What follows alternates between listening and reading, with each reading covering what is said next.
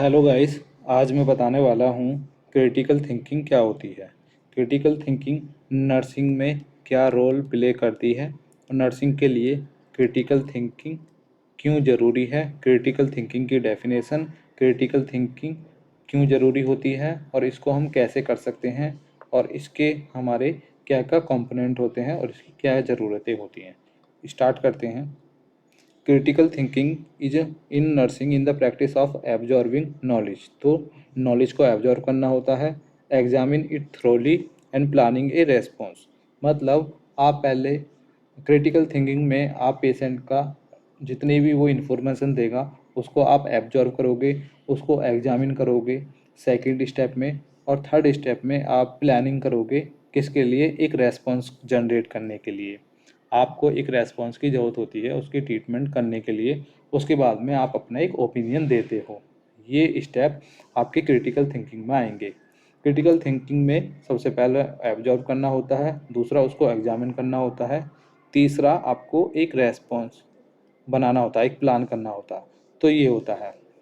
इसके लिए आपको एक educate judgement regarding a patient medical care when decision deciding which test to conduct and conveying their opinion to physician. ठीक है। अब इसमें क्या है, क्वेश्चन आंसर हो सकते हैं पेशेंट के साथ में, क्वेश्चन आंसर कर सकते हैं जिससे पता चले कि अजप्शन कितने सही हैं कितने गलत हैं, कितने सही हैं और कितने गलत हैं। उसके बाद में हम क्या करेंगे, सारी इन्फॉर्मेशन को इवेलुएट करेंगे। इन्फॉर्मेशन इवेलुएटिंग कर लेंगे फ्रॉम वेरियस प्रोस्पेक्टिव।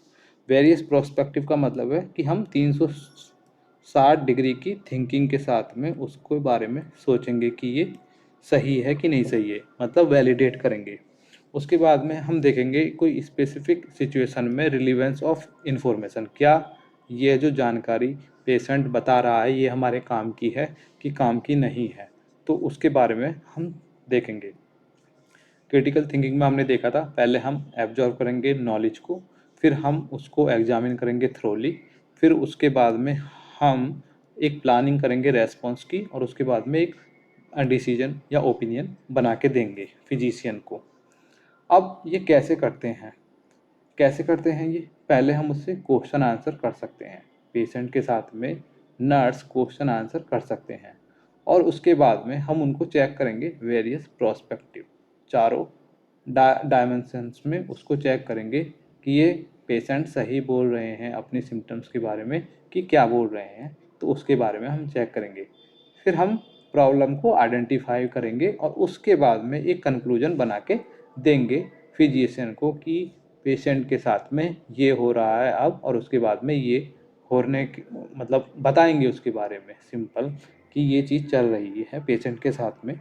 और फिर हम पेशेंट की रिलीवेंसी और प्रॉब्लम देखेंगे, क्या वो प्रॉब्लम से जो इस सिचुएशन बता रहा है जो उसके साथ हो रही है वो उससे रिलेटेड है कि नहीं है, वो हम पूछेंगे उससे और हम अपनी एनालिसिस से बताएंगे एक ओपिनियन के केस में।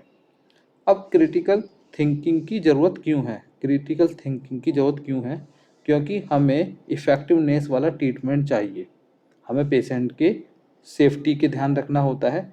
अब ये नीड इसलिए है क्रिटिकल थिंकिंग की कि अगर हम क्रिटिकल थिंकिंग का यूज करेंगे तो पेशेंट की सेफ्टी बढ़ जाती है। दूसरा, पेशेंट की सेफ्टी बढ़ने के साथ में जो भी आउटकम्स आएंगे, जो भी आउटकम्स आएंगे वो भी इंश्योर करते हैं कि पेशेंट सेफ रहेगा, पेशेंट की सेफ्टी हो जाएगी, और उसके care about the patient, ensure the care about the patient, उसकी जो केयर है उसके बारे में भी हमें पता चल जाएगा कि हमारा पेशेंट सेफ है। दूसरा, नर्सिंग इफ़ेक्टिवनेस बढ़ जाएगी, नर्सिस को इतना काम नहीं करना पड़ेगा, ज़्यादा ही डाटा उसके पास में आ जाएगा, उसको उसको फ़िल्टर करना नर्स का काम है तो वो पहले ही कर लेगी, तो एक अच्छे डिसीजन पे पहुंच जाएगी, डिसीजन मेकिंग उसका इन्हांस हो जाएगा, और पेशेंट आउटकम जो दवाइयाँ चलेगी उसकी वो भी उसकी ज़रूरत से ज़्यादा नहीं देनी होंगी और पेशेंट अच्छा हो जाएगा, मतलब हेल्थ वाइज अच्छा हो जाएगा। अब क्रिटिकल थिंकिंग के कंपोनेंट क्या क्या हैं, क्रिटिकल थिंकिंग के कंपोनेंट क्या क्या हैं। पहला, नर्सिस को अवेयर हो जाना चाहिए, नर्सिस हमेशा अवेयर रहनी चाहिए, जो भी वो बता रहा है पेशेंट जो भी बता रहा है उसके बारे में अवेयर हो जाना चाहिए कि ये किस सिचुएशन की बारे में बता रहे हैं, बता रहा है, ठीक है। दूसरा, वो कम्युनिकेशन में अच्छा होना चाहिए, नर्स कम्युनिकेशन में अच्छी होनी चाहिए। अगर बेटर कम्युनिकेशन होगी तो पेशेंट अच्छे से उसको बता पाएगा कि उसके साथ में क्या हो रहा है। तीसरा, जो नर्स की जो मतलब क्रिटिकल थिंकिंग है वो जेन्युइन होनी चाहिए, फेक नहीं होनी चाहिए, फेक नहीं होनी चाहिए, जेन्युइन होनी चाहिए, ठीक है।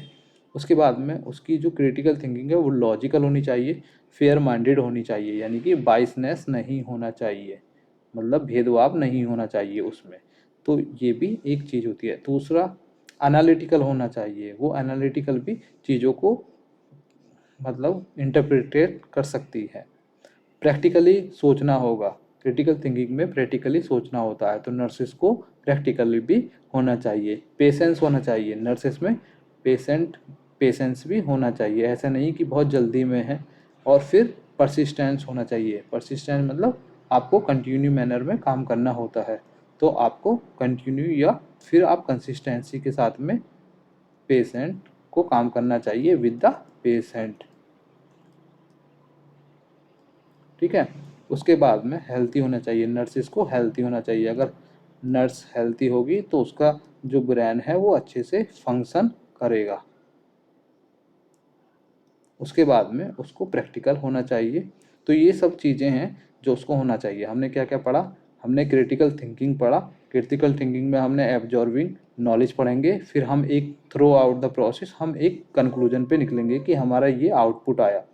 उसके बाद में हम कैसे कर सकते हैं इसे, पेशेंट के साथ में हम क्वेश्चन आंसर कर सकते हैं, ठीक है।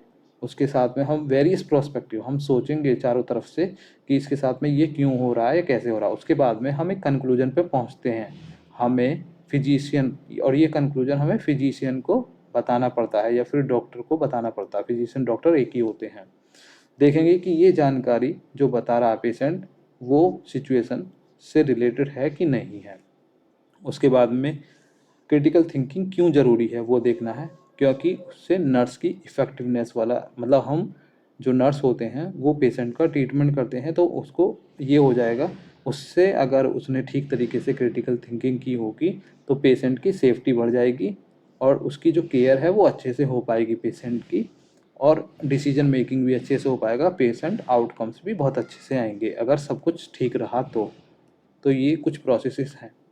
उसके बाद में इसमें क्रिटिकल थिंकिंग में क्या क्या होना चाहिए नर्स को, जो नर्स जो होती है वो अगर क्रिटिकल थिंकिंग यूज कर रही है तो उसको क्या क्या होना चाहिए, अवेयर होना चाहिए, कम्युनिकेशन होना चाहिए उसका अच्छा, जेन्युइन होना चाहिए, लॉजिकल होना चाहिए, ओपिनियन और फेयर माइंडेड होना चाहिए, एनालिटिकल होना चाहिए, प्रैक्टिकल होना चाहिए, पेशेंस होना चाहिए, और आपको कंटिन्यूअस कंसिस्टेंसी के साथ में काम करते रहना चाहिए, हेल्थी होनी चाहिए और आपको प्रैक्टिकल होना चाहिए।